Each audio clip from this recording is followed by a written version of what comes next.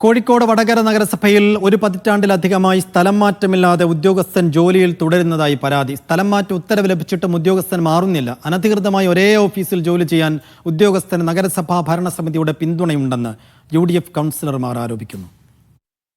10 വർഷത്തിലധികമായി വടകര നഗരസഭാ ഓഫീസിൽ ജോലി ചെയ്യുന്ന ഉദ്യോഗസ്ഥനെതിരെയാണ് പരാതി. നിലവിൽ കൗൺസിൽ ക്ലർക്കായ M പ്രസാദ് മറ്റൊരു തദ്ദേശ സ്ഥാപനത്തിലേക്ക് സ്ഥലം മാറ്റ ഉത്തരവ് ലഭിച്ചിട്ടും നഗരസഭാ ഓഫീസിൽ നിന്ന് മാറുന്നില്ലെന്ന് നഗരസഭാ UDF കൗൺസിലർമാർ പറയുന്നു.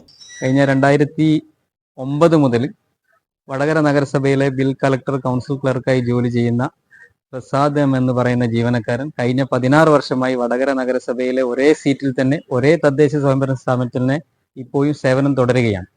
അപ്പോൾ ഇയാൾക്ക് എതിരായി 4 തവണ ട്രാൻസ്ഫർ ഓർഡർ മേലധികാരികൾ ഇറക്കിയിട്ടും ആ ഉത്തരവുകളൊക്കെ തന്നെ ലംഘിച്ചുകൊണ്ട് നഗരസഭയിൽ ഇപ്പോഴും തുടരുകയാണ്.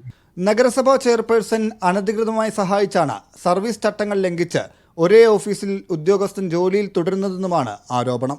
ഇടതുപക്ഷ സർക്കാരിന്റെ തന്നെ നയത്തിനെതിരായിട്ട് ഇടതുപക്ഷ സർക്കാർ ഭരിക്കുന്ന ഒരു നഗരസഭയിലത്തെ ചെയർപേഴ്സൺ ഇയാളെ ഇവിടെ സംരക്ഷിക്കുന്നതിന് വേണ്ടിയിട്ടുള്ള എല്ലാ ഒത്താശയും ചെയ്യുന്നതിലൂടെ ഈ നഗരസഭയിൽ നടക്കുന്ന എല്ലാ അഴിമതിയുടെയും സ്വജനപക്ഷപാതത്തിന്റെയും പിൻവാതിൽ നിയമനങ്ങളുടെയൊക്കെ ആസൂത്രകൻ എന്ന് കണക്കാക്കുന്ന രീതിയിലാണ് ഇയാളുടെ ഈ പോസ്റ്റ് നിലനിർത്തുന്നതിലൂടെ പൊതുജനത്തിന് മനസ്സിലാക്കാൻ കഴിയുന്നു.